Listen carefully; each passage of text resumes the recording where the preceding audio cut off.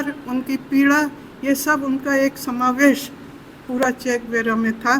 तो आज हमने इसीलिए इस सब्जेक्ट को लिखा कि हम चे गुवेरा को अच्छी तरह से जानें, उन्हें समझें। तभी उनका जन्मदिन खेल प्रतियोगिता हम कराएंगे कभी आगे, कभी जो हमारी व्यवस्थाएं और हो जाएंगी। तो मैं इसी के साथ सीधे ही अपने, क्योंकि मौसम ऐसा, अपने आज के वक्ता को कहूँगी कि वो शुरुआत करें आलोक श्रीवास्तव की।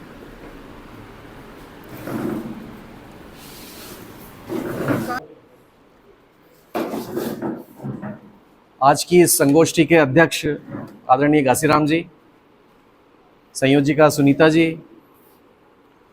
और मेरे सामने बैठे हुए रमेश जी, जो हमारे आदरणीय अग्रज, निशा जी जो ओटीएस में मुझे पढ़ा चुकी हैं, बल्कि मैं यही बात कह रहा था, और बड़े हमारे सारे कॉमरेड, सभी साथियों को हार्दिक अभिनंदन। आज मुझे ये मौका मिला है, और आपने बिल्कुल सही कहा कि हमें माइक की ज़रूरत नहीं है, हम लोग कॉमरेड भी हैं और टीचर भी हैं। तो मेरी आवाज़ पहुंच रही है? खास तौर पे जब चे गेवारा का स्मरण किया जाए तो एक व्यक्ति का स्मरण नहीं है, एक परंपरा का, क्रांति की एक परंपरा को ध्यान में देना है, और वो इसलिए देना है ताकि हम आगे बढ़ सकें। परंपरा और रूढ़ी में यही अंतर है। रूढ़ी ठहरी हुई चीज है और परंपरा एक जीवंत चीज है जिसका कि हम पुनराविष्कार करेंगे।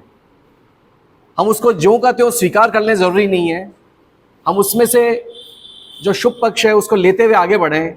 यही मार्क्सवादी और लेनिनवादी दृष्टिकोण हमारा है, और उसी के अनुसार हम आज चे गेवारा का स्मरण कर रहे हैं, जो एक बहुत ही ऊंचे दर्जे के क्रांतिकारी के रूप में सभी लोगों के हृदय में अंकित हैं। खासतौर पर आज की गोष्ठी के लिए जो दो शब्द चुने हैं, परिवर्तन और संवेदनशील, एक क्रांतिकारी का सबसे बड़ा गुण यही है कि वो यथास्थितिवादी नहीं होगा। जो हालत है वो वैसी ही बनी रहे, वो यथास्थितिवादी नहीं हो सकता। क्रांतिकारी का मतलब है परिवर्तन कामी होना, परिवर्तन की कामना करना। और हम देखते हैं कि एक के बाद दूसरी क्रांति करते हुए चे गुवेरा का व्यक्तित्व यदि हम देखें, उनके जीवन को यदि देखें, कृतित्व को देखें, तो क्यूबा की क्रांति संपन्न करने के बाद वो रुक नहीं गए,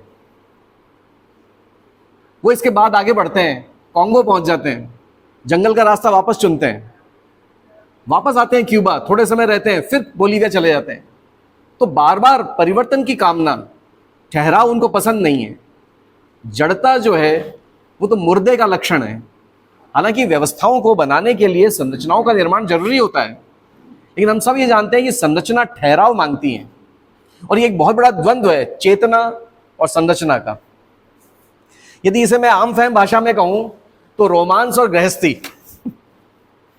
क्रांति करना एक रोमांस का काम है, स्थापित व्यवस्था को तोड़ना, लेकिन तोड़ने के बाद में जब हम बनाने के लिए आते हैं गृहस्थी, उस संरचना के साथ में एक स्ट्रक्चर आ जाता है, एक स्ट्रेट जैकेटेड व्यवस्था आ जाती है जो हमें रोकती है, जो हमें थामती है, और जैसे ही वो चीज होने लगती है वो रोमांस खत्म होने लगता है, वो चेतना धीरे धीरे विलुप्त होने लगती है। माओ से तुम भी इसी द्वंद्व के सामने खड़े थे। एक ऐसा स्टेट बने जो कंटिन्यूअस रेवोल्यूशन हो, एक ऐसा लोकतंत्र हो जो लगातार क्रांतिकारी हो सके, एक ऐसी गृहस्थी हो जो लगातार रोमांटिक हो सके।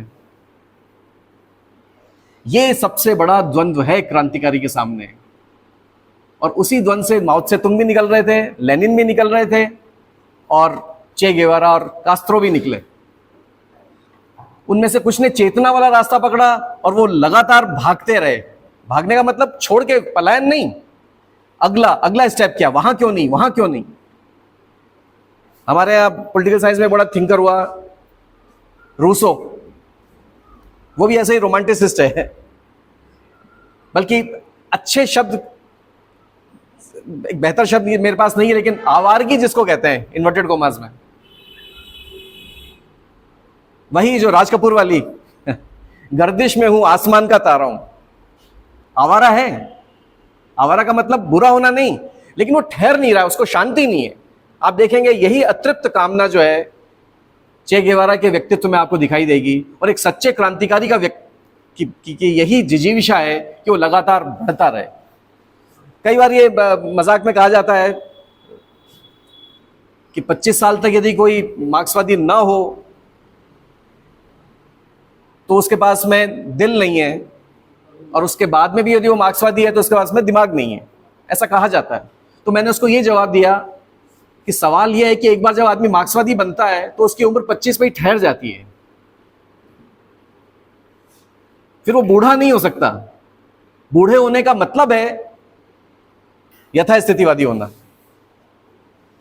मेरे जमाने में तो जो सबसे बड़ी क्रांति हुई इस देश में, कांग्रेस को जो हटाया गया पहली बार 1977 में, उसका नेतृत्व करने वाला व्यक्ति उस समय शायद 80s में थे, जयप्रकाश नारायण। हम उनके विचारों से सहमत हो असहमत तो बात अलग है, लेकिन उस उम्र में भी वो व्यक्ति, एक और उदाहरण देता हूं विरोधी का ही, चक्रवर्ती राजगोपालाचारी, 85 वर्ष की उम्र में उन्होंने स्वतंत्र पार्टी बनाई। कांग्रेस के नेता थे, सब थे, लेकिन 85 वर्ष की उम्र में भी उनको लग रहा था मैं कुछ करूं। तो उम्र केवल एक नंबर है। तो ये जो मार्क्सवाद जो हमें जो सबसे बड़ी प्रेरणा देता है वो है परिवर्तन की कामना। और वो परिवर्तन की कामना हमारे मन में कहां से आती है? जब हम संवेदनशील होते हैं। वेदना किसी और को है। चे गेवारा उच्च मध्यम वर्ग में पैदा हुए थे, अर्जेंटीना में मेडिकल की पढ़ाई पढ़ रहे थे, डेंटिस्ट थे, और निकल पड़े आवारगी मोटरसाइकिल पे, पूरे दक्षिण अमेरिका को नाप डाला, 10,000 किलोमीटर की यात्रा की। और उस दौरान चिली में एक कम्युनिस्ट दंपति के संपर्क में आए, जिसको कि वहां की सरकार ने फांसी की सजा दी थी।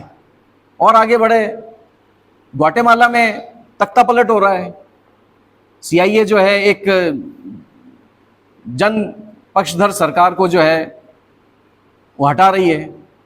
इन सब चीजों को देख करके संवेदना जो पैदा हो रही है, और एक डॉक्टर के रूप में उनको समझ में आया कि मेरे मरीज की सबसे बड़ी बीमारी कोई रोग नहीं है बल्कि गरीबी है।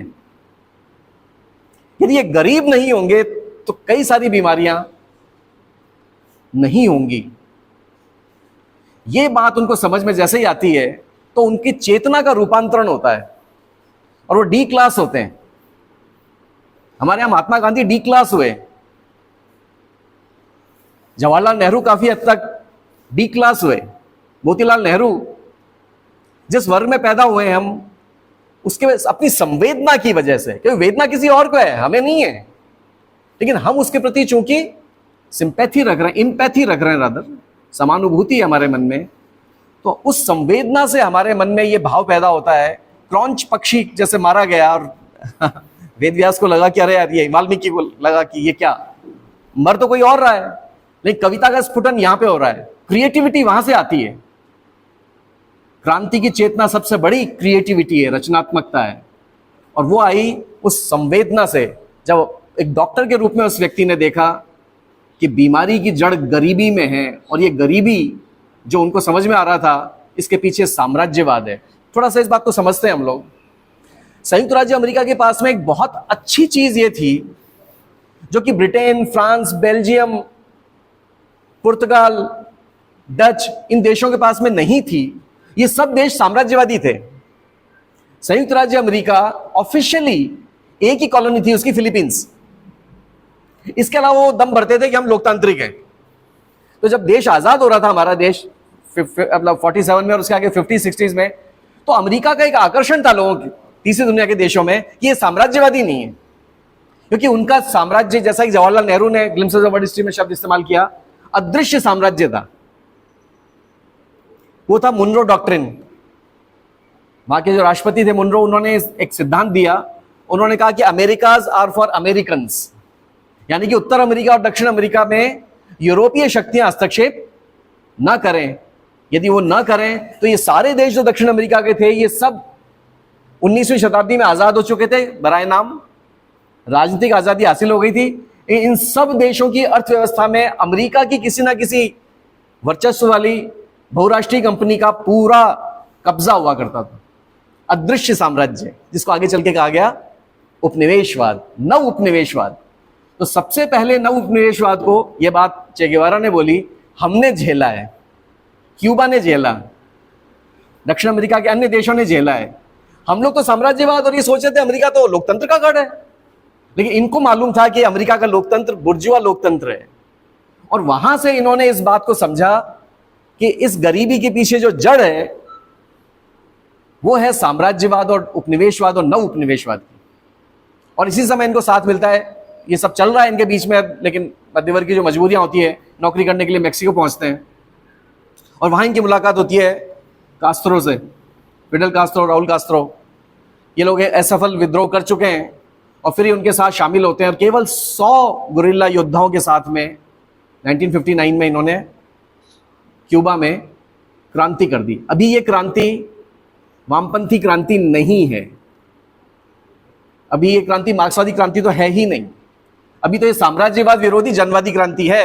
हमें हमारी मातृभूमि को मुक्त कराएं अमेरिका के दलाल से, बातिस्ता से, यूनाइटेड फ्रूट कंपनी, और वहां पे कसिनो खुले हुए हैं और सारे तरह के हर तरह के गलत काम वहां पे हो रहे हैं। अपराधियों का सबसे बड़ा सिंडिकेट वहां पे था, उनसे अपनी मातृभूमि को मुक्त कराएं। अभी तो मुद्दा ये है, जैसा माओ त्से तुंग ने चांग काई शेक से भी समझौता किया संयुक्त मोर्चा बनाते हुए कि एक बार जापानी आक्रमणकारियों से तो फ्री हो, उसके बाद में देखा जाएगा। तो इन शुरुआत में ये चीज हो रही है। लेकिन जो 1961 में बे ऑफ पिग्स वाला जो कांड हुआ, जिसमें कि कैनेडी, जिनको ये अन्यथा रैसम जी, कैनेडी को तो हम समझते हैं कि मानवता का मतलब बड़ा मानवाधिकार समर्थक और वो तो बहुत ही अच्छा राष्ट्रपति, वो कैनेडी जो है वहां पे भाड़े के सैनिकों को भेज रहा है और उसके माध्यम से वहां पे तख्ता पलट करने की कोशिश कर रहा है। और चे के सिखाए हुए ही जो गुरिल्ला थे उन्होंने उनका मुकाबला करके वहीं पे उसको निष्फल कर दिया। लेकिन बे ऑफ पिग्स के बाद में क्यूबा के निज़ाम को ये लगा कि भाई हमें डर है पूरा, हमारी संप्रभुता संकट में, तो उन्होंने वामपंथ की ओर देखना शुरू किया। मार्क्सवादी थे ये लोग, ऐसी बात नहीं है, लेकिन उन्होंने कहा अभी हमारी जनवादी क्रांति है। और फिर जो 1961 में ही जो क्यूबा मिसाइल संकट होता है, वो सारी बात आती है।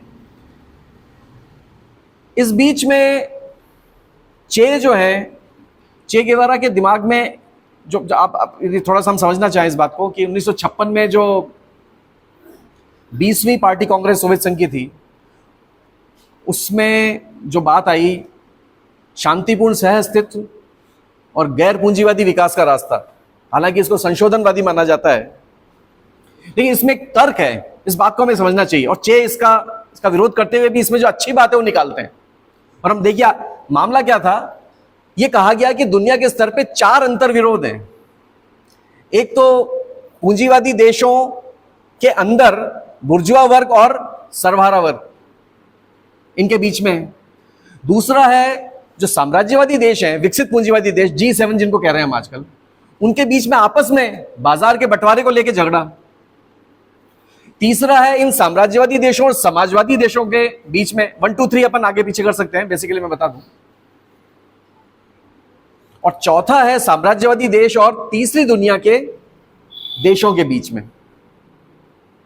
अब मूल बात यह है कि साम्राज्यवादी देश चूंकि तीसरी दुनिया के देशों का बहुत ज्यादा शोषण करते हैं मार्केट का हर तरह से, उस शोषण में से वो कुछ हिस्सा अपने यहां के सर्वहारा वर्ग को कल्याणकारी राज्य के नाम पे पेंशन, वेतन और इस तरह से बांट देते हैं। तो वहां का जो सर्वहारा वर्ग, जैसे कि अपने आगे पूंजीपति वर्ग के खिलाफ अंतर्विरोध में होकर के क्रांति करनी थी, वो साम्राज्यवाद का समर्थक बन जाता है, जैसा कि लेनिन ने भी ये बात कही थी।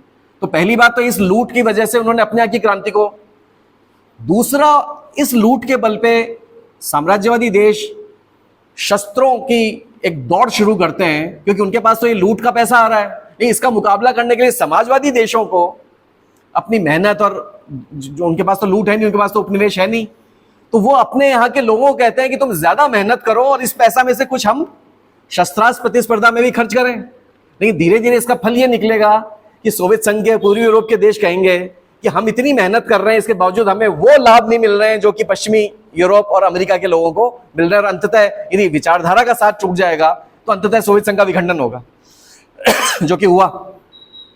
तो देखिए, जो साम्राज्यवाद बनाम समाजवाद का जो अंतर्विरोध है, उसके पीछे मूलतः साम्राज्यवादी देशों द्वारा तीसरी दुनिया के देशों की लूट है। यदि ये लूट रुक जाए तो साम्राज्यवादी देश शस्त्रास्त्र प्रतिस्पर्धा में ज्यादा पैसा खर्च नहीं कर पाएंगे, उसके मुकाबिल सोवियत संघ आदि देश भी इस पे पैसा खर्च नहीं करेंगे और उनकी इकॉनमी फ्लरिश करेगी। और उस समय जो बात कही गई क्रुश्चेव के द्वारा कि वे शांतिपूर्ण सह अस्तित्व कर लेते हैं, क्योंकि हम दोनों ही न्यूक्लियर वेपन स्टेट हैं, यदि हमारे सह अस्तित्व नहीं हुआ तो सह विनाश हो जाएगा, इसलिए ऐसा करते हैं। उनका स्कीम ये थी कि इस तरह से जो पैसा बचेगा उसे तीसरी दुनिया के देशों के आर्थिक विकास पे खर्च किया जाएगा, गैर पूंजीवादी विकास पे।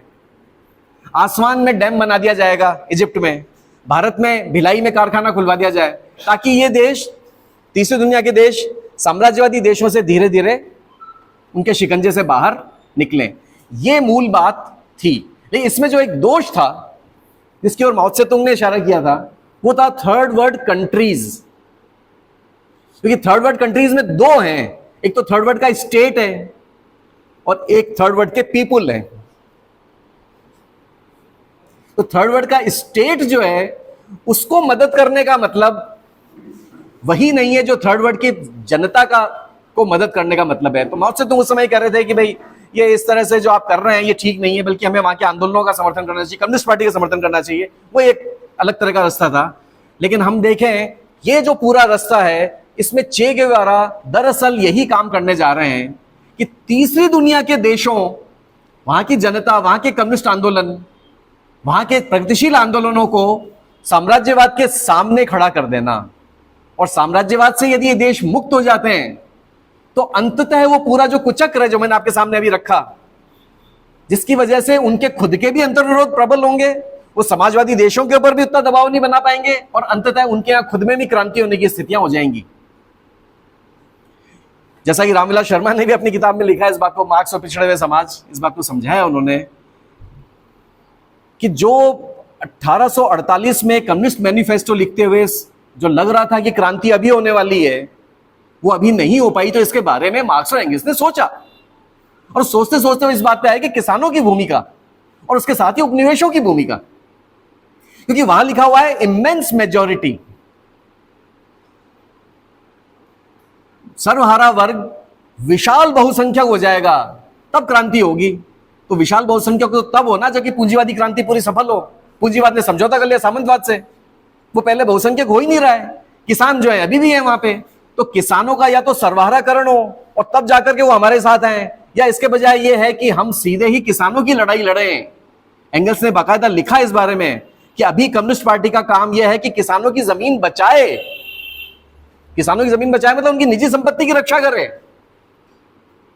यह फॉर्मूला उभर के आ रहा है।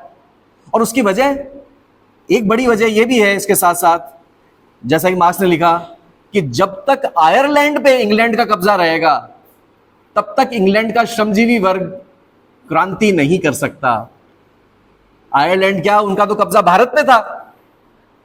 भारत के उपनिवेश, भारत को उपनिवेश बना के उसकी जो लूट हो रही है उसके बल पे इंग्लैंड अपने यहाँ के मेहनत कश तबके को रिश्वत के रूप में अच्छी तनख्वाहें दे रहा है, कल्याणकारी राज्य के काम कर रहा है, तो क्रांति विमुख होगा ही ना। तो मूल जो मॉडल था कम्युनिस्ट मैनिफेस्टो में वो तो ये था कि सबसे पहले क्रांति ब्रिटेन में होगी और वो फिर भारत जैसे देशों में क्रांति का रास्ता खोलेगा। लेकिन अब हो ये रहा है कि पहले भारत जैसे उपनिवेशों में राष्ट्रीय क्रांति हो, जनवादी क्रांति हो और ये देश साम्राज्यवाद से मुक्त हो, तब जाकर के ब्रिटेन में भी समाजवादी क्रांति हो पाएगी। चे गेवारा इसी रास्ते पे चल रहे हैं यदि हम देखें। उन्होंने ऐसा थ्योराइज नहीं किया, लेकिन मेरी जो व्याख्या है, मेरी जो समझ है कि थर्ड वर्ल्ड कंट्रीज में खासतौर पे स्टेट नहीं, थर्ड वर्ल्ड के पीपल्स मूवमेंट्स को, कम्युनिस्ट पार्टियों को यदि मजबूत किया जाए, और उनको भी मजबूत कैसे, क्योंकि साम्राज्यवाद उनका शोषण कर रहा है, तो उनके चेतना का रूपांतरण किया जाए, मनोगत कारकों पे ज्यादा काम किया जाए। और जैसा पहले तो संयुक्त मोर्चा बने, जैसा कि उन्होंने अपने भाषण में, यूनाइटेड नेशंस में जो भाषण दिया उसके अंत में उन्होंने जो बात कही, उनका मातृभूमि या मृत्यु, ये दो बात कही उन्होंने कि हम जो हैं तीसरी दुनिया के देशों के सामने दो ही रास्ते हैं, या तो अपनी मातृभूमि को बचा लें, या वो समाजवाद की बात नहीं कर रहे हैं, मातृभूमि राष्ट्रवाद की बात कर रहे हैं, वो अपनी राष्ट्रीय अस्मिता की बात कर रहे हैं। और उसमें एक संयुक्त मोर्चा है, सब लोग हैं उसमें, सारी जनता की बात कर रहे हैं वो, क्योंकि उस जनता को अभी पूंजीपति वर्ग सही तरह से उठने ही नहीं दे रहा है, बल्कि वो तो दलाल कॉम्पिटिटर कैपिटलिस्ट बन गया है। और अब तो हम उसके भी और आगे बढ़ गए कि हम इस बात के बारे में, हमारे में चेतना भी नहीं रही। तो इन सबको देखते हुए उन्होंने जो प्रस्तावित किया वो है गुरिल्ला वॉर। और उनको जो ठीक लगा उन्होंने अपने हिसाब से उसमें हिंसा का इस्तेमाल कर, केवल 100 गुरिल्ला जो है यदि क्यूबा पे क्रांति कर सकते हैं तो ऐसा कांगो में क्यों नहीं हो सकता, या बोलीविया में क्यों नहीं हो सकता?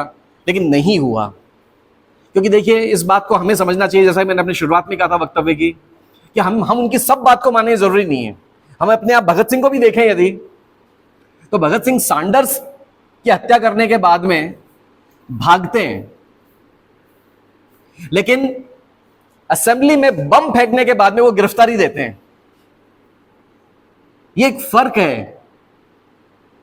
क्रांतिकारी बन रहे हैं वो अब, और वो अपनी बात को अदालत के थ्रू रखना चाहते हैं और जनता का साथ लेना चाहते हैं। क्योंकि जनयुद्ध में यदि जनता हमारे साथ है तो युद्ध की जरूरत ही नहीं पड़ेगी। और ये हमने देखा, आपने सोवियत संघ में भी जो अक्टूबर क्रांति हुई है उसमें बहुत खून खराबा नहीं हुआ है।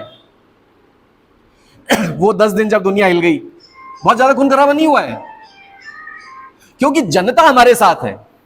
और जनता हमारे साथ कब आएगी? ग्रामशी वाला यदि हम पूरा मॉडल समझें, यदि हम उनके हेजेमनी के पैरेलल अपना रेजिस्टेंस, अपना प्रतिरोध निर्मित करते हैं और जनता हमारे साथ धीरे धीरे आती जाती है, तो वो तोप नहीं चल सकती। हमने मिस्र में देखा, हमने दूसरे देशों में, अरब स्प्रिंग में हमने जगह जगह देखा कि फौज फिर जो है जनता के ऊपर गोले नहीं बरसा सकती यदि जनता, विशाल बहुसंख्यक जनता हमारे साथ चली आती है। तो इस जनता को साथ लाने का तरीका क्या है? और देखिए, इस बारे में जैसा सुनीता जी कह रही थी, जो तस्वीर आपके सामने है, बल्कि जनसत्ता में 2008 में ओम थानवी जी ने यह काम किया। बिल्कुल मेरे पास है वो अखबार, अभी भी मैं वही पढ़ के आया हूं। चे आए यहां पे, जून में आए, जून 1959 में 4-5 दिन के लिए यहां पे आए, और इसके बाद में वो पूर्वी पाकिस्तान गए और फिर वो बर्मा गए। वो निकले हुए थे इन देशों से, क्योंकि वो, मैंने बताया ना आपको, तीसरी दुनिया के देशों का एक मोर्चा बने, हम लोग मिलकर के साम्राज्यवाद के खिलाफ एक मुहिम खड़ी करें। ये मामला चल रहा था।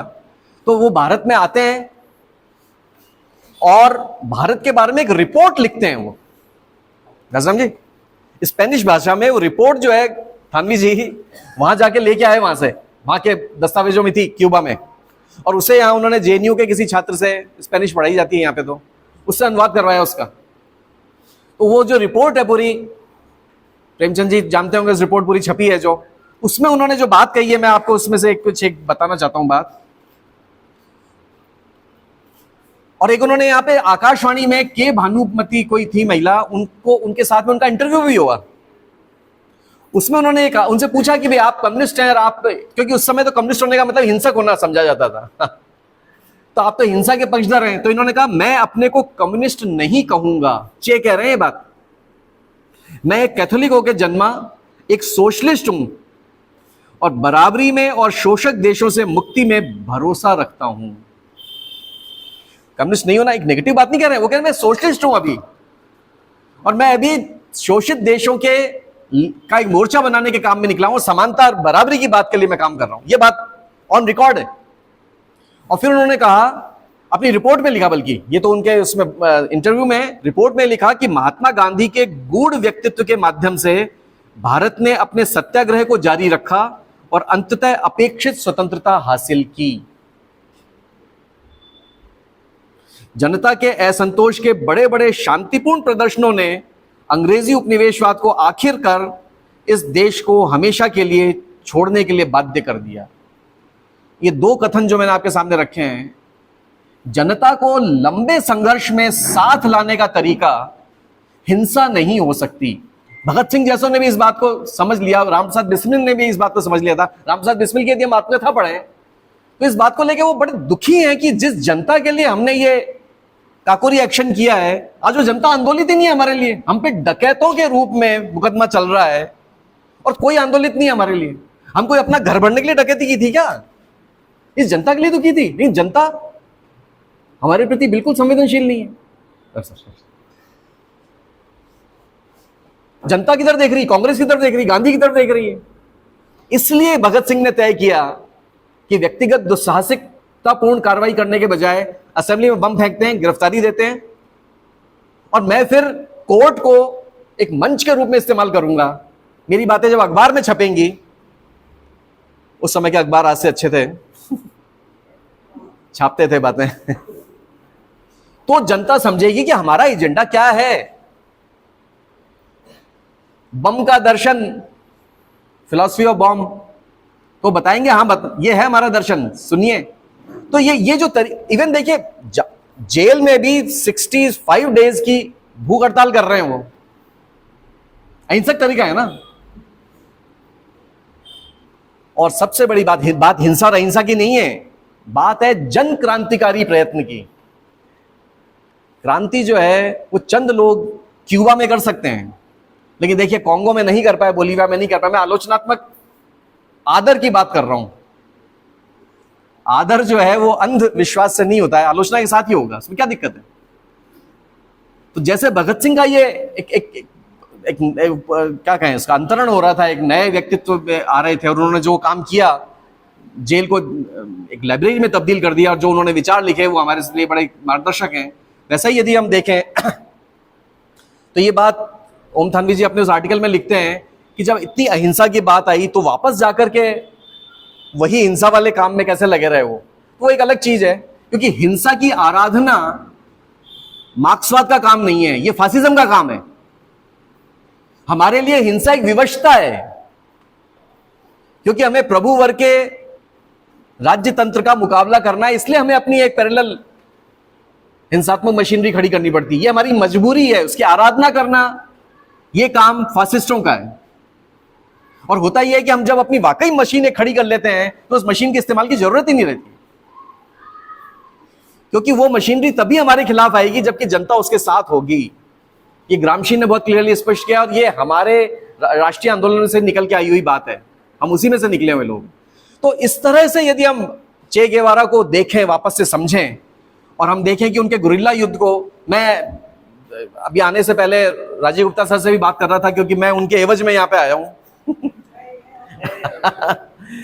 मैंने कहा सर आप कुछ मुझे बात बताइए जो आप खासतौर पे ये उनका मेरे पे आशीर्वाद है। तो उन्होंने कहा कि देखिए अपन इस बात को हमें रेखांकित करना चाहिए कि क्या गुरिल्ला युद्ध हमेशा जरूरी है कि हिंसक ही हो, बल्कि अब यदि अपने राष्ट्रीय आंदोलन में देखें तो गांधी जी जो जगह जगह कर रहे थे तो गुरिल्ला युद्ध ही थे। जो धरसाना नमक फैक्ट्री पे हो रहा था वो गुरिल्ला युद्ध था, अहिंसक था, और जनता उस तरह से हमारे साथ आ रही थी।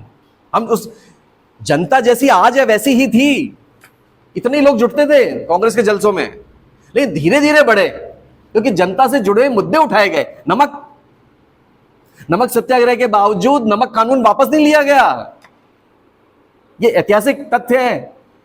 लेकिन जनता आंदोलित हुई, जनता को लगा कि हमारे मुद्दे यहां पे रखे जा रहे हैं। वो जिस तरह के कपड़े पहन रहे थे, जिस तरह की भाषा बोल रहे थे, जिस तरह के मुद्दे उठा रहे थे, वो सब जनता को जोड़ रहे थे। और फिर डिसेंट्रलाइज्ड लंबे तौर पे चलने वाला, देखिए हिंसक कार्रवाई एक बार में बड़े तरह पे करना आसान होता है, लेकिन लंबे समय तक छोटी छोटी लड़ाइयां लड़ना बड़ा मुश्किल काम होता है। और वो मुश्किल काम हमने किया, और वही मुश्किल काम हमारे मार्क्सवादी आंदोलन को, और वही हमने किया। केरल में हमने किया वो काम, पश्चिम बंगाल में हमारा वो काम हुआ, तेलंगाना में वो काम हुआ। तेलंगाना विद्रोह जो हुआ वो ऐसे थोड़ा हो गया, आम जनता हमारे साथ थी इसलिए हुआ। तो उन जनता के उन मुद्दों को यदि हम उठाते जाते हैं और डिसेंट्रलाइज गुरिल्ला युद्ध हम करते हैं, राजीव सर ने बात बड़ा एक नया शब्द मुझे दिया कि अहिंसक तरीके से गुरिल्ला युद्ध क्यों नहीं हो सकता है।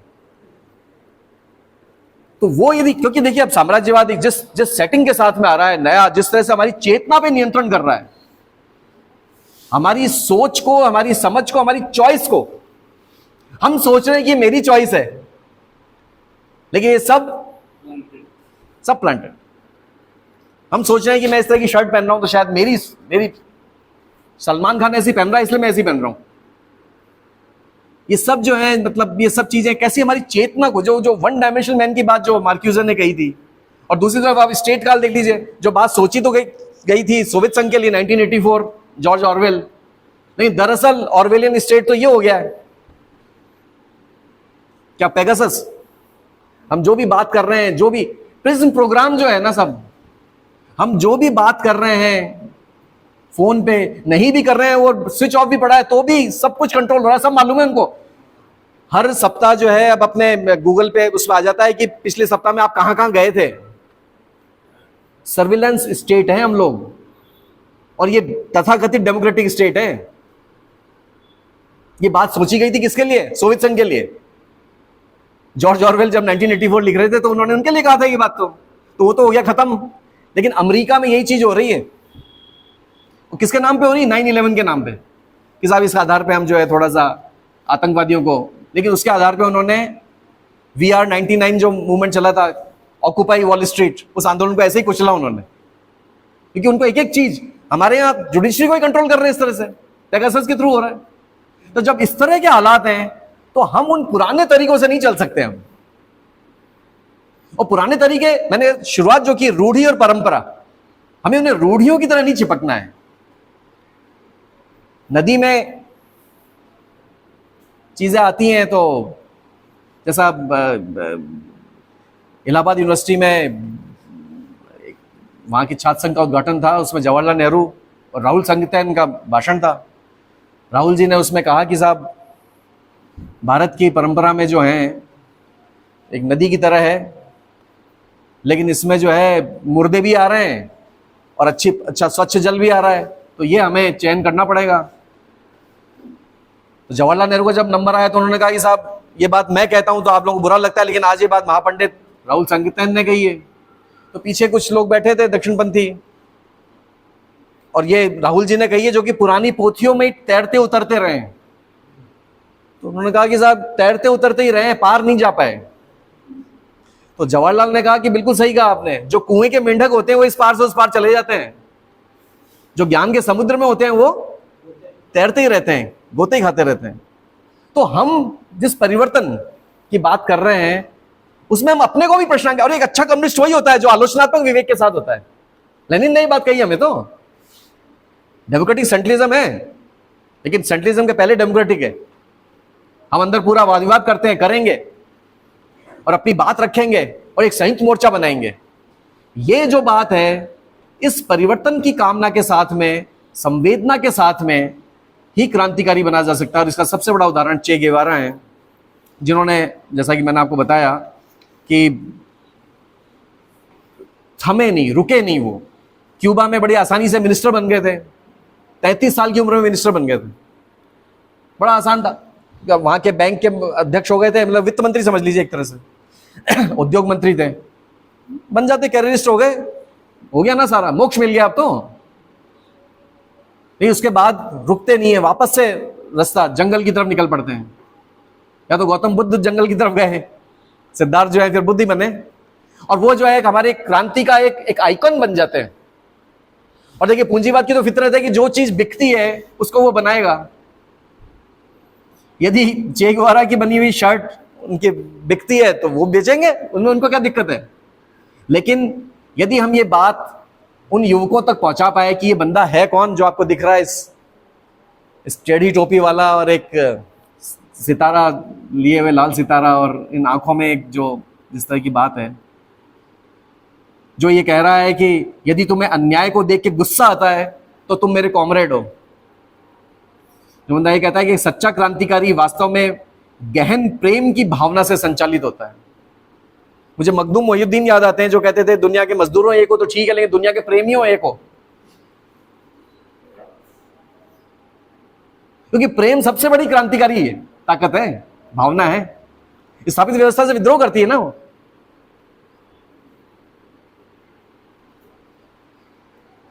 पूरी दुनिया तो कह रही है अपने बारे में सोचो, और प्रेम कहता है कि जिसको चाहते हो उसके बारे में सोचो। बड़ा एंटी वर्ड फिनोमेना है ये, चाहे वो मां का बेटे के प्रति हो, चाहे वो बहन का भाई के प्रति हो, वो साहस पैदा करता है, चाहे वो स्त्री पुरुष का हो। क्योंकि हमारे यहां तो स्त्री पुरुष के संबंध केवल परिभाषित ही हो सकते हैं, उसके अलावा तो व्यभिचार ही है। ऐसा क्यों? राम मनोहर लोहिया इस मामले में बहुत इंपॉर्टेंट है। वो मित्रता, कृष्ण और कृष्णा, कृष्ण और द्रौपदी जो है मित्र हैं दोनों, परिभाषित रिश्ता नहीं है। क्यों नहीं हो सकता ऐसा? तो मैं जो आपके सामने कह रहा हूं, प्रेम की भावना की बात कर रहे हैं चे गेवारा, वही क्रांति तक पहुंचेगा, वही संवेदनापूर्ण होगा व्यक्ति। इसके बिना, और तभी वो एक नया मनुष्य, इनकी एक छोटी सी बुकलेट है क्यूबा में, मनुष्य और समाजवाद, वो नया मनुष्य जो है मनोगत कारकों के साथ में, वो जब तक नया मनुष्य नहीं बनेगा तब तक होगा क्या? कल तक जो है कारखाना रिलायंस सेठ के हाथ में है, कल वो मैनेजर के हाथ में आ जाएगा जो ब्यूरोक्रेट होगा बेसिकली। तो उस मजदूर के लिए तो अलगाव का भाव बना ही रहा ना। उस मैनेजर को नया मनुष्य होना पड़ेगा जो मालिक की तरह बिहेव नहीं करेगा। वो कमिश्नर जो होगा वो जनता के बीच में काम करने वाला होगा। ये अंतर होगा। जो जैसा 1871 की पेरिस कम्यून में जो बात कही गई कि भाई जो मंत्री होंगे, जो विधायक होंगे, उनका भी वेतन जो है एक आम मजदूर के बराबर होगा और उसके बराबर वो, क्योंकि शारीरिक श्रम और मानसिक श्रम का जो ये भेद किया गया ना, ये सबसे खतरनाक चीज है। कई सारे द्वंद्व में से एक द्वंद्व ये भी है जो चेतना और संरचना का द्वंद्व, जैसे मैंने बताया। शारीरिक श्रम करने वाला मानसिक नहीं करेगा और मानसिक वाला शारीरिक नहीं करेगा, भारत का सत्यानाश इसी में हुआ। प्राचीन भारत की जितनी उपलब्धियां हैं वो उस समय की, जबकि इसमें ऐक्य था, बौद्ध पीरियड था वो। जैसे ही वर्ण व्यवस्था का जाल फैलता है, सोचने का काम कुछ करने लगते हैं, इंप्लीमेंट करने कुछ और करने लगते हैं, जड़ता आती जाएगी, नवाचार खत्म हो जाएंगे। तो ये जो चीज है नया मनुष्य, कम्युनिज्म जो है वो केवल एक मेटेरियलिस्टिक स्थिति नहीं है। साम्यवाद की एक परिभाषा ये भी है कि लोग एक दूसरे से मिलें निष्प्रयोजन। सप्रयोजन तो लोग मिलते हैं मार्केट में। आज जो हम लोग बैठे हैं, आप लोग बैठे हैं, तो आप लोग क्यों आए हैं? आपस में मिलने के लिए आए, मिलकर के ही सुख है। मिलना ही अपने आप में प्रयोजन है, मिलकर के कुछ हासिल नहीं करना है। यह है सच्चा समाजवाद, सच्चा साम्यवाद। और ये नया मनुष्य जिसका शारीरिक और मानसिक श्रम में जिसमें भेद नहीं होगा, जो चेतना और संरचना के द्वंद्व से निकल चुका होगा, जिसके लिए डेमोक्रेसी जो है वो एक रेवोल्यूशनरी डेमोक्रेसी होगी, निरंतर क्रांति वाली होगी, हर चीज को प्रश्नांकित करते हुए, गृहस्थी भी एक, मैंने जैसा आपको बताया, कंटिन्यूअस रोमांस होगा। ये जो नया मनुष्य है ये फिर भौतिक प्रोत्साहनों से संचालित नहीं होगा। इसको काम करने में खुशी का अनुभव होगा। काम करके उसे कुछ और नहीं करना है, काम करना ही अपने आप में। और ऐसा असंभव नहीं है, ऐसा पहले भी हुआ है आदिम साम्यवादी व्यवस्था में, और उससे पहले होता ही था ये सब। हम लोग सब एक अपने गांव के लिए करते ही थे ना, सामंतवाद के दौरान भी। ऐसा नहीं है कि ये कोई सपना है, ऐसा पहले भी हुआ है, ऐसा आगे भी होगा। नई चेतना के साथ में एक नया मनुष्य बने। क्या मतलब, बोलीविया में जाकर के एक अर्जेंटीना में पैदा हुआ आदमी जो क्यूबा में क्रांति कर रहा है, वो बोलीविया में जाके कर क्या रहा था? क्या जरूरत थी भाई? लेकिन बस यही जो मैंने आपको बताया, नया मनुष्य। इसीलिए क्यूबा के स्कूल के बच्चे रोज इस बात को दोहराते हैं कि हमें एक चे जैसा बनना है। हो सकता है ये दोहराव हो गया, और वो जैसा मैंने आपको बताया अभी, संरचना का एक अपना तेवर होता है और वो धीरे धीरे चीजों को रूढ़ियों में बांध देता है। नहीं, कहीं ना कहीं उनके, जैसे हमने महात्मा गांधी के साथ किया, जहां गौतम बुद्ध के साथ किया हमने, हम तो माहिर है ना इन चीजों में। हमारे प्रकाश शास्त्री जी जो है वो सुनाते थे किस्सा कि साहब एक भारतीय और एक चीनी मिले, तो चीनी ने ये कहा कि भाई चक्कर क्या है तुम्हारे यार हिंदुस्तान में, हमारे तो वो दो जने कन्फ्यूशियस लाओ से पैदा हुए और माओ से तुंग आया। तुम्हारे हर 50 साल में ही नारद और बृहस्पति से शुरू करके और महात्मा गांधी तक हर 50 साल में कोई ना कोई महान आदमी आता है। कभी इसलिए आता है कि महान आदमी वो जो लाओ से और कन्फ्यूशियस आए, उन्होंने तुम्हें सुधार किया, तुम सुधर गए। हम सुधरते नहीं है, तो सुधरेगा नहीं तो सुधारक आएगा, हर 50 साल में आएगा। तो ये अच्छा, ही बात हमारी फितरत नहीं है। चाहे मोहम्मद साहब हो, चाहे जीसस हो, इन सबको जो एक तंत्र में, मैंने कहा मूल द्वंद्व है ये, चेतना और संरचना का द्वंद्व है ये। हम सब इसमें से निकल रहे हैं और उसमें चेतना मारी जाती है, अंततः हम संरचना में ढल जाते हैं। आसान होता है ना वो। तो ये व्यक्ति जो है उसके बियॉन्ड जा रहा था। ये जाने में हो सकता है कुछ दुस्साहसिकता भी कर रहे हैं, एडवेंचरिज्म भी हो रहा हो, लेकिन इस एडवेंचरिज्म की वजह से आज ये यूथ का सबसे बड़ा आइकन भी है। जैसे हम भगत सिंह को देखते हैं, और भगत सिंह को सामने देखते ही हमें एक जिजीविषा और एक चेतना का संचार होता है, वैसी ही चेतना इनको देख के होती है। इनको इनके जैसा बनने की चाहत पैदा होती है। इनके जैसा बनने का मतलब इनका स्वांग रचना नहीं है, इनका पुनराविष्कार करना है, री इन्वेंट करना है अपनी हालात के मुताबिक। इनकी जैसे टोपी पहनने से और ये बाल बढ़ाने से मैं चे गवारा नहीं बन जाऊंगा। इन्होंने अपने समय में जो चीजों से जिस तरह से लड़े, उस तरह से क्या मैं अपने समय में अपनी समस्याओं से जूझ सकता हूं? बस इतनी सी बात है। इस चीज को यदि हम समझ सकें, इस चीज को यदि हम आगे ला सकें, तो जैसा कि अपने अंत में, भाषण के अंत में मैं ये कहना चाहूंगा कि जो कास्त्रो ने जो इनके लिए कहा था कि इस कमाडेंटो फॉरएवर, ये हमेशा के लिए हमारे कमांडर हैं। लाल सलाम। यानी चेतना पर आप अच्छा हमला करो और लोगों को बदलो, यही मतलब है इसका सरल भाषा में। तो ये बहुत सही बात है। चे गुवेरा, डॉक्टर चे गुवेरा, आज सुबह में जब डॉक्टर चंद्रभान से बात कर रही थी, तो मैं तो चंद्रभान जी बोलती हूँ, चंद्रभान जी आप आ रहे हैं, आपको मैंने वो डाला है चे गुवेरा की, उसमें बोले चे गुवेरा नहीं, डॉक्टर चे गुवेरा बोलो। तो मैंने कहा अच्छा मैं भी डॉक्टर चंद्रभान से बात कर रही हूँ। तो ये वो है। तो फिर एक उसकी बात है। साथियों, हमारे बीच में आलोक जी तो बोल गए, लेकिन विभिन्न संगठनों के लोग हमारे बीच में मौजूद हैं। हमारे बीच में PWA के अध्यक्ष फारूक अफरीदी जी मौजूद हैं, प्रेमचंद गांधी मौजूद है, ओमेंद्र मौजूद हैं, संदीप मिल्स जो जनवादी लेखक संघ के, वैसे तो सब एप्सो के सब पदाधिकारी हैं। यहाँ पर कोई भी ऐसा व्यक्ति नहीं है जो पदाधिकारी नहीं हो। हमारे साथ MS यादव भी अध्यक्ष मंडल में है, तारा सिंह जी भी अध्यक्ष मंडल में है, निशा भी हैं, कुणाल रावत भी हैं, शैलेंद्र अवस्थी जी भी हैं, रमेश तो खैर जनरल सेक्रेटरी हैं ही, उनकी भूमिका लास्ट में आएगी अभी। तो ये सब लोग हमारे इप्टा की प्रेमा हैं। तो सब लोग हमारे कहीं ना कहीं विभिन्न संगठनों के भी पदाधिकारी हैं, लेकिन एप्सो से सब जुड़े हुए संगठन ऐसा ही है। तो मैं थोड़ा चाहूँगी कि सब लोग वो चे गुवेरा के बारे में जो आपने सुना और उनके क्या ख्यालात हैं। हमारे बीच में कुणाल रावत तो जा भी चुके हैं क्यूबा। मैं सबसे पहले संदीप मिल से कहूँगी थोड़ा बहुत, नहीं थोड़ा। अच्छा, वो वक्तव्य तो हम सबका साझा है जो आपने कहा, तो लेकिन जानना जरूरी है। मैंने एक बार वो विनोद दुआ का प्रोग्राम देखा था पुष्कर में, उन्होंने वो खाने माने के बहुत शौकीन थे, खाने के ऊपर ही उनकी फीचर डॉक्यूमेंट्री होती थी। तो वो दिखा रहे थे पुष्कर में कि लोग जो है एक शॉप पे चे गुवेरा की T-शर्ट बिक रही थी जगह जगह, और लोग पहने घूम रहे थे।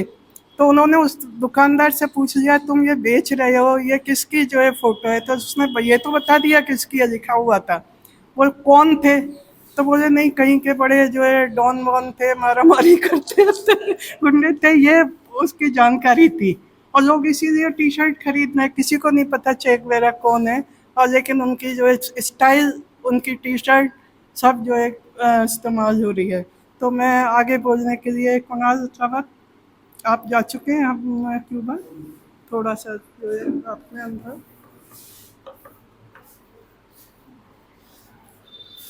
साथियों, वैसे तो जो उद्घाटन भाषण है वो बहुत विस्तृत रूप से किया हुआ है।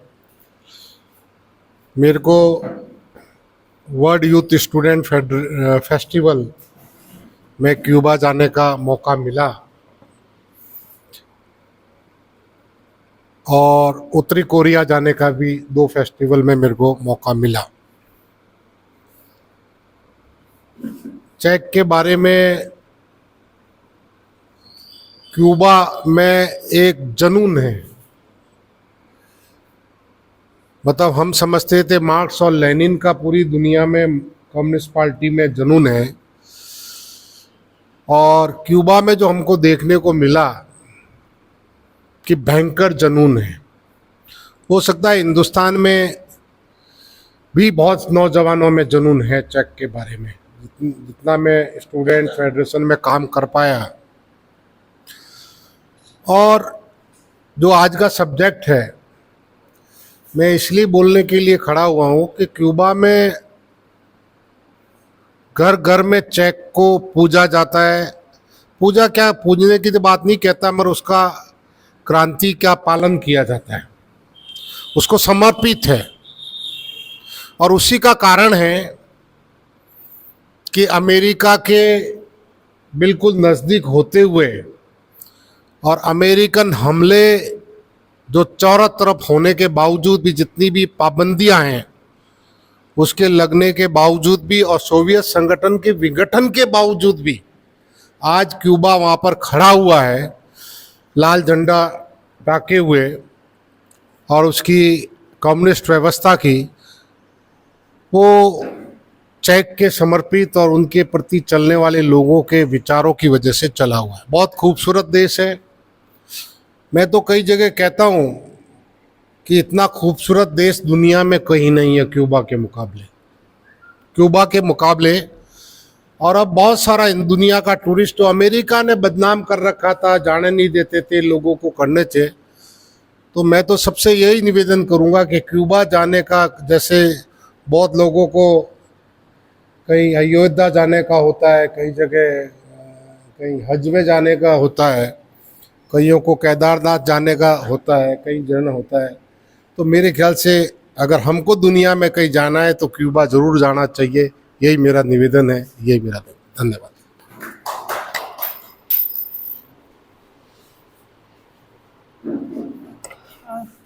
फारूक जी,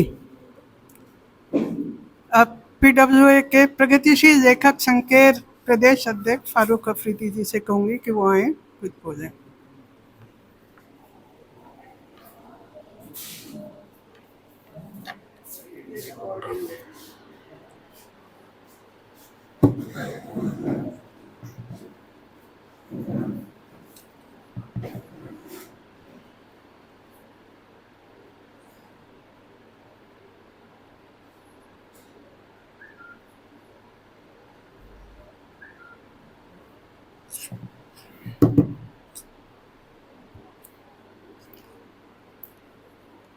आज हम चे गुएवारा को याद कर रहे हैं, तो इसलिए कि जिस प्रकार हमारे देश में भगत सिंह हुए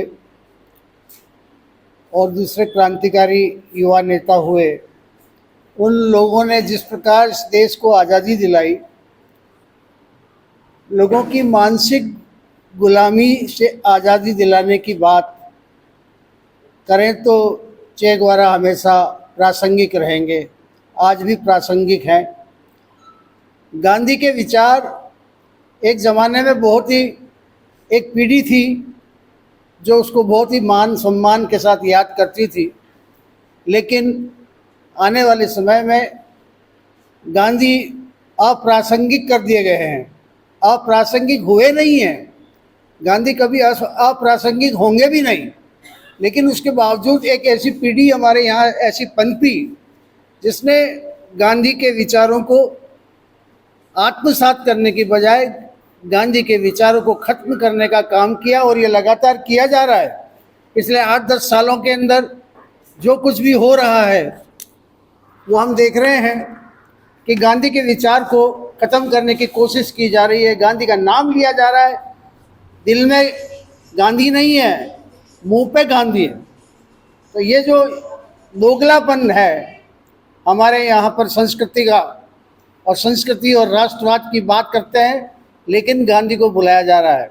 उसी प्रकार जब हम चे गुएवारा का याद करते हैं, उनके साहित्य को याद करते हैं, उनके विचारों को याद करते हैं, उनकी क्रांति की कथाओं को जब हम याद करते हैं, तो हमें लगता है कि आज भी चे गुएवारा की ज़रूरत है हमें। और ये चे गुएवारा को वापस पुनर्जीवित करने का समय है। ये आएगा कब समय, ये युवा क्रांति आएगी कब? इस प्रकार के जो विचार विमर्श आज हम हो रहे हैं पूरे देश में और भी जगह, चे गुएवारा को इसी तरह आज याद किया जा रहा है, दुनिया में याद किया जा रहा है। अभी आप फरमा रहे थे कि क्यूबा बहुत खूबसूरत देश है, उसे हमेशा ज़रूर देखना चाहिए, लेकिन इसके अर्थ ये है कि ये भारत भी एक बहुत खूबसूरत देश है। इसको बदसूरत बनाने वाले लोगों के खिलाफ हमें उठ खड़ा होना पड़ेगा। इसको जो विद्रूप रूप दिया जा रहा है, उन लोगों के खिलाफ हमें उठ के खड़े होना पड़ेगा, और ये प्रगतिशील विचारधारा के आधार पर ही इनका हम विरोध कर सकते हैं।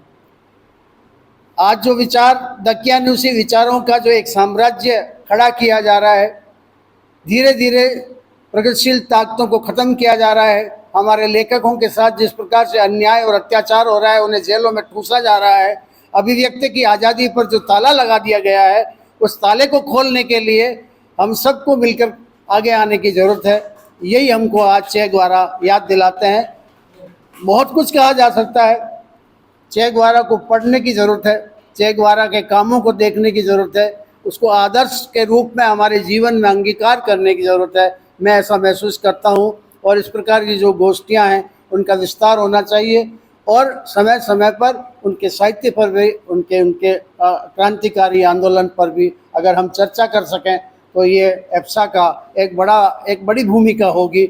और मैं समझता हूँ कि जो जिम्मेदारी सुनीता जी ने ले रखी है, इसमें कभी वे पीछे नहीं रही। वो पूरे देश में घूमती रहती हैं, राजस्थान में भी हम सबको जगाती रहती हैं। इस तरह को जो जागरण का काम कर रही हैं, इसको विस्तार देने की ज़रूरत है। राजस्थान के अन्य हिस्सों में भी इस प्रकार के आंदोलन, इस प्रकार के जो विचार गोष्ठियाँ हैं, संगोष्ठियाँ हैं, वो होंगी तो हम चे ग्वारा के विचार को भी जानेंगे और हम अपने देश को भी एक नए भारत की तरफ जो ले जाने की कल्पना है हमारी सबकी, और जो शांति, सद्भाव, करुणा, मैत्री और एक दूसरे के प्रति समानता का जो व्यवहार है, उसको हम ज़्यादा से ज़्यादा फैलाने में कामयाब होंगे। यही मेरा विचार है। धन्यवाद। जो ज़बरदस्त तरीके से जो जिस तरह से बर्बाद किया जा रहा है हमारी जो इस संस्कृति को, हमारी सोच को, तो उसे दूर करने की ज़रूरत है। और मुझे लगता है ये काम जितना ज़्यादा हम लोग आगे उससे देखेंगे, युवाओं को जोड़ा जाए। जेएनयू में तो अच्छा कार्यक्रम युवाओं में हुआ, वहाँ के स्टूडेंट यूनियन ने किया तो इकट्ठे हो गए थे। हम लोग भी ऐसा कुछ हमें बनाना चाहिए अपना। मैं साथियों, क्यूबा की जो अर्थव्यवस्था है ज़्यादातर किसानी पर ही आधारित है और चे ग्वेरा भी यहाँ गाँव में घूमे, किसानों से मिले हैं। तो मैं तारा सिंह जी के खुद की भी जानकारियाँ हैं। आप उस समय को आपने देखा है सारा कुछ, थोड़ा बहुत बोलिए, ऐसे नहीं आप आजकल हाथ जोड़ दे तो आप, ऐसा नहीं चलता है। हाँ, आइए चाहे थोड़ा ही सही, आप थोड़ा बहुत कुछ बोलना चाहे तो। नहीं, चलो ठीक है। छगानी जी, आप भी नहीं, वो तो है, लेकिन अपनी वो है सोच। शैलेन जी आइए। है नहीं, तारा सिंह जी आ ही नहीं रहे तो हम क्या करें। हमें अभी थोड़ी सी देर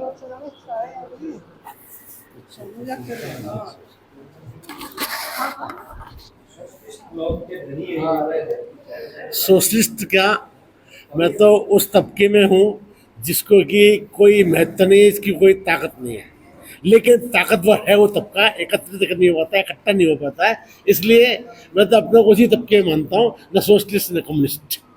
और क्रांति पैदा होती है विचार से, विचार पैदा होते हैं आपके अपने सोचने से, विशेष विवेक से।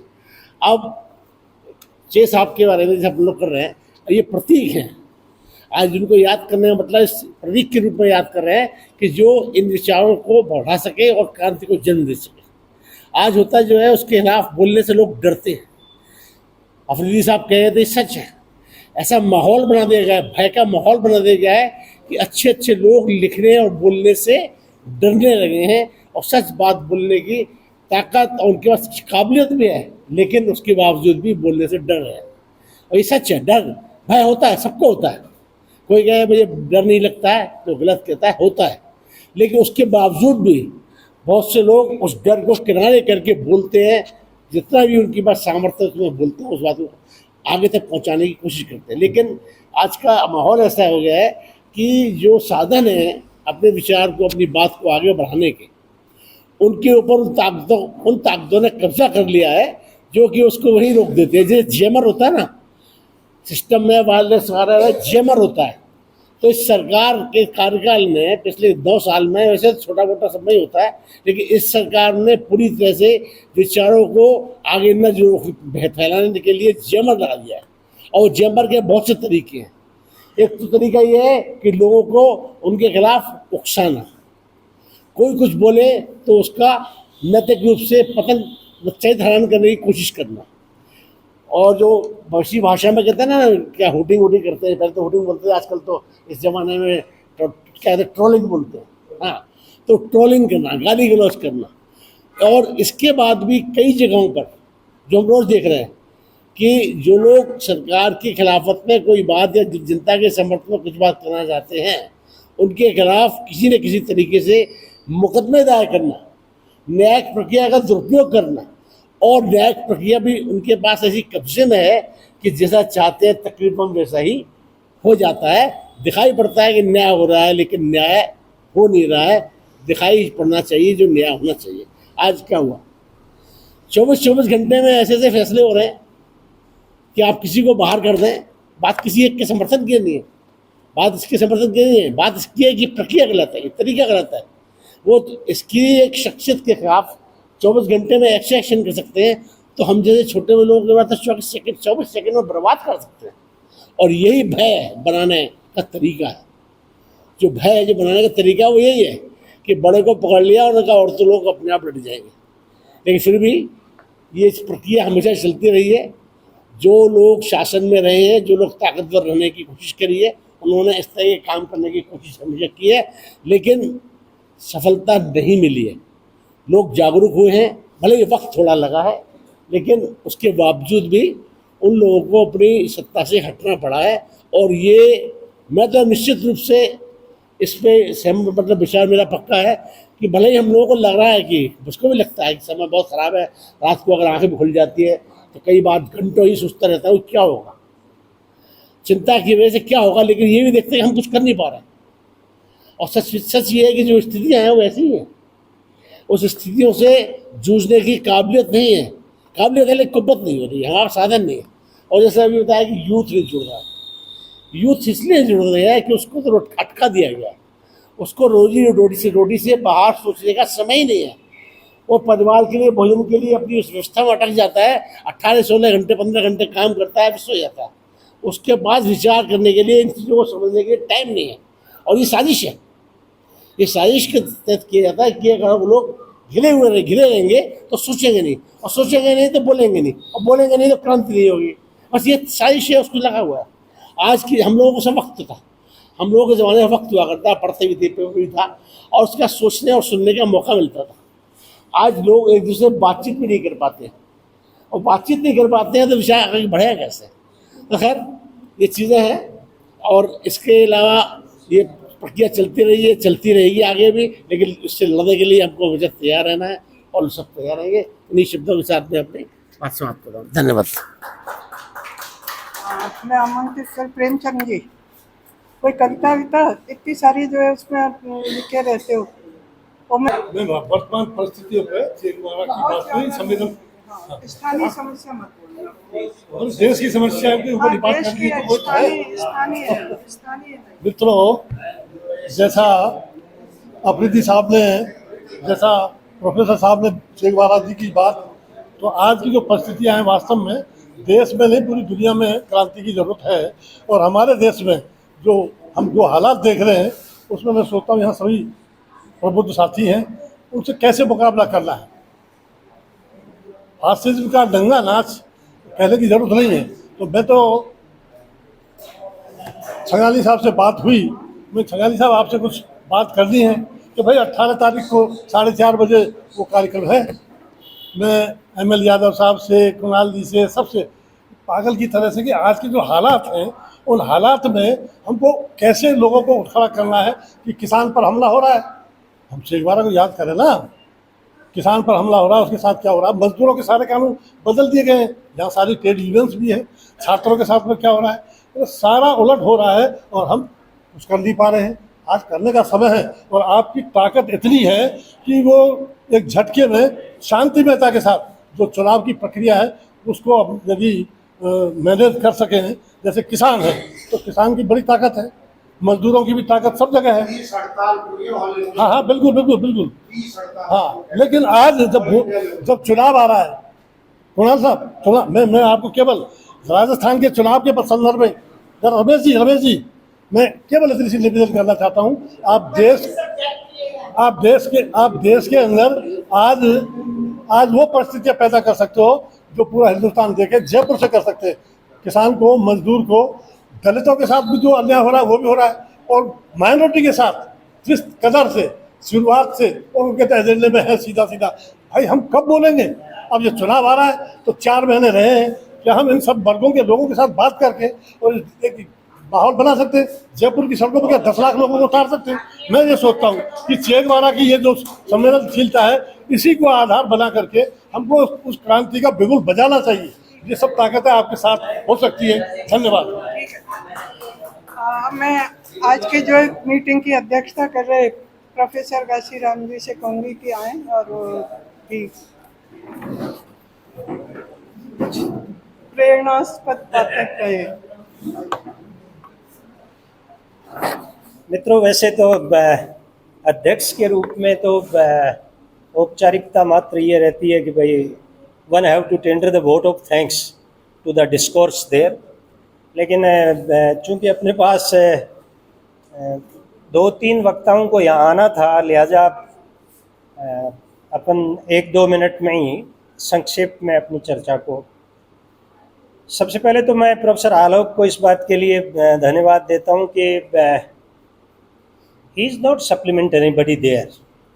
In last century, more than a decade, in Ajmer, आलोक ने विद्यार्थी आंदोलन को चे गुएवारा का एक प्रतीक बनाकर और एसएफआई के और दूसरे प्रोग्रेसिव ऑर्गेनाइजेशन हैं, उनके बैनर तले अजमेर में बहुत काम किया है। इसलिए आलोक, मैं समझता हूँ कि आज की संगोष्ठी में आपका जो कीनोट एड्रेस है, you are the real and very deserving person. दूसरा, यंग उम्र में प्रोफेसर हो जाने से हम इस मौके पर आपको बधाई देते हैं कि एक अच्छे साइंटिस्ट के रूप में इस ओहदे को आपने बहुत इन यंग एज में हासिल किया है, प्रोफेसर सबू की तरह। इसके लिए भी हम आपको बधाई देते हैं। मित्रों,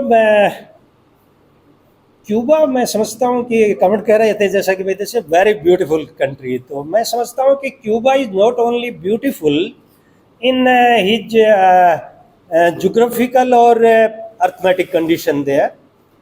क्यूबा, मैं समझता हूँ कि दुनिया के 2 बड़े समाजवादी आइकॉन मुल्कों के बाद में Cuba is a different kind of the icon there.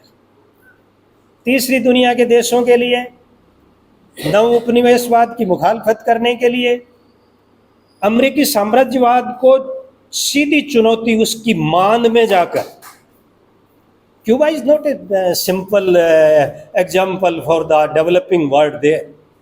लातिन अमेरिकी मुल्कों में क्यूबा एक ऐसा मैं समझता हूँ कि जीजी विसा वाला मुल्क है, जिसने थर्ड वर्ल्ड कंट्रीज, वो जिस तरह से हमने अपना नॉन अलाइनमेंट मूवमेंट वाज, वो एक पायनियर थे। very hamper way people and the several bourgeoisies had been very extensively curtail and harm the non-aligned movement. Otherwise non-aligned movement was a pioneer one.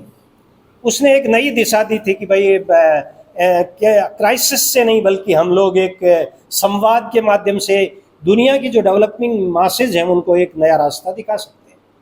तो अमेरिका की मान में जाकर अमेरिकी साम्राज्यवाद जो कहता था कि सब हमारे सामने कौन है, whom in front of us। Second world war में विजय के बाद में, अभी मैं फॉर्चुनेटली नागालैंड में था और किसी कॉन्फ्रेंस के सिलसिले में, तो वहाँ पर वो जो वार मेमोरियल गया मैं, जहाँ वो बताया लोगों ने कि भाई ये this is the battle field here, जहाँ मतलब वहाँ कोहिमा तक आते आते बिल्कुल जापान और ये जो लीग ऑफ द वाले कंट्री हैं, ये बिल्कुल विजयी अभियान चलाए हुए थे। तो सुभाष बोस का वहाँ पर एक बहुत बड़ा करेज, उसका वो गांव देखा हमने जहाँ पर उन्होंने आज़ाद हिंद फौज का इकबाल किया। और फिर उस वार स्पुतनिक में हमने ये देखा कि साहब अभी भी लोग इस बात के लिए चर्चित हैं कि भाई ये है जहाँ पर मित्र राष्ट्रों की एक मतलब विजय का जो स्तूप वो बना। तो मैं क्यूबा में मैं समझता हूँ कि अगर आप वीमेन एम्पावरमेंट का, Cuba was the very important.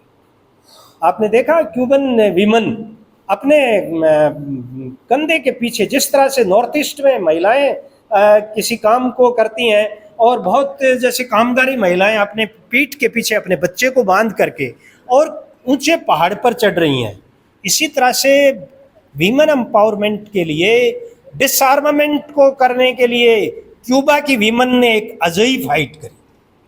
वो हाथ में गन, पीठ के पीछे अपना छोटा बच्चा, और फिर अपने मुल्क की हिफाजत के लिए, उसकी सॉवरेंटी के लिए वो अनटू द लास्ट फाइट कर रही है। तो चे गुवेरा का ये जो मुल्क है, इस मुल्क के मुतालिक आलोक ने बहुत ही, मैं समझता हूँ कि इनकी तकरीर के बाद में बहुत कुछ कहने को बच नहीं जाता है, लेकिन सुनीता जी ये जो आपने तस्वीरें, मतलब मैं समझता हूँ कि they are the real answer of the peace moment there. इस मौके पर मुझे शांति और एकजुटता के इस अभियान को याद करते हुए बड़ा सुखद लग रहा है। अब जिम्मेदारी मैं समझता हूँ कि हम सब पर आन पड़ी है। ये जो मुल्क है दोस्तों, जिसके बारे में अभी हम बात कर रहे थे कि भाई India is one of the best nation of the not only South Asia but whole of the world there. यहाँ जितनी विविधताएं हैं, ये मुल्क, इसमें जो हम यूनिटी इन डाइवर्सिटी और डेमोक्रेटिक सेटअप को बहाल करने के लिए इस वक्त देश पर जो बड़े हमले हो रहे हैं दोस्तों, जिस तरह से मैं मणिपुर गया हूँ आलोक, सुनीता जी, मणिपुर ऐसा खूबसूरत, यानी जो ये जो नॉर्थ ईस्ट है, तारा सिंह जी रानी की बारात, ये जो 7 सिस्टर्स हैं, इसमें वीमेन एम्पावरमेंट का संदेश है। ये मेल डोमिनेंट सोसाइटी को चुनौती देने का एक बहुत बड़ा हमारा ब्लॉक है, और उस ब्लॉक में मणिपुर में जिस तरह के एथलीट दिए इस मुल्क को, और जिस तरह का सुंदर ऐसा पीसफुल जो सूबा था, आज उसको जिस मुकाम पर पहुंचा दिया गया है, मैं समझता हूँ कि now the days Manipur is living like Syria there. Syria की तरह वहाँ का संकट है, और हमारा जो शासक हैं और हमारे जो माननीय प्रधानमंत्री हैं, उनसे मेरी गुजारिश है कि कमोबेश आपको इस बात की तरफ ध्यान देना चाहिए कि अगर आज मणिपुर जल रहा है तो फिर आप असम को बहुत दिनों तक महफूज रख नहीं पाए। ऐसे में आज हमारी गहरी जिम्मेदारी बनती है कि शांति और एकजुटता का ये जो आंदोलन है, इसको न केवल सशक्त बनाने की ज़रूरत है। कांग्रेस वालों पर कई बार मेरे को बड़ी मतलब अजीब किस्म की उनकी जो मनस्थिति है, उस पर तरस भी आता है। ये अशोक जी, डॉक्टर चंद्रभान और दीपेंद्र सिंह जी और हम सब लोग, सुनीता जी, अपन बड़े बड़े शांति और एकजुटता के नारे लगा करके और कोशिश करते थे कि भाई इस देश में अमन की रक्षा कौन करेगा, हम करेंगे, हम करेंगे। तो जमहूरियत की हिफाजत के लिए आज की तारीख में शांति और एकजुटता के इस बैनर तले इस तरह की संगोष्ठियाँ, जिसमें चे गुवेरा जैसे लोग ऐसे पात्र चुन करके इस पर परिचर्चा प्रोफेसर आलोक जैसे बहुत ख्यातनाम लोगों के माध्यम से की गई हैं। इस मौके पर मैं इस संगोष्ठी में climatic condition was not allowing that in a big number people have to be turn up here, लेकिन इसके बावजूद आप सब लोग यहाँ पर आए और इस संगोष्ठी को जीवंत बनाया, इसमें आपने शिरकत करी, अपने आइडियाज़ शेयर किए, और अंततः मैं ये कहूँगा कि हमको ज़रूरत है कि हम चे गुवेरा को, हम लेनिन को, मार्क्स को, हम इस देश में मैं समझता हूँ कि हमारे जो सांस्कृतिक धरोहर के पुंज रहे हैं, उन सब को याद करें, और क्यूबा से हम ये एक प्रेरणा लें कि इस देश की रक्षा कौन करेगा, तो एक ही नारा है कि हम करेंगे, हम करेंगे। Thank you. सम्मानित मुख्य वक्ता आलोक जी, डॉक्टर दासीराम जी, आए हुए सभी आधुनिक साथियों, आज की जो चे द्वारा की जो जन्म शताब्दी पे ये विचार दोस्ती काफ़ी साल दलवित और प्रासंगिक रही है, और आलोक जी ने जिस तरह हमें समझाया दोनों दृष्टिकोणों से, वो बड़ा बहुत ही महत्वपूर्ण रहा। मैं सभी साथियों का इस अवसर पे धन्यवाद देना चाहता हूँ। निवेदन चाहूँगा कि इस तरह की विचार दोस्तियाँ हमारे आगे भी चलती रहे, और आफरीदी साहब ने भी जो हमें बताया कि भारत में भी चे द्वारा जैसे लोडो तो जदाने की जो स्थितियाँ हैं वो हमें जतानी होगी और जन चेतना तो हमें आगे बढ़ाना होगा। इन्हीं शब्दों के साथ आप सभी साथियों का धन्यवाद।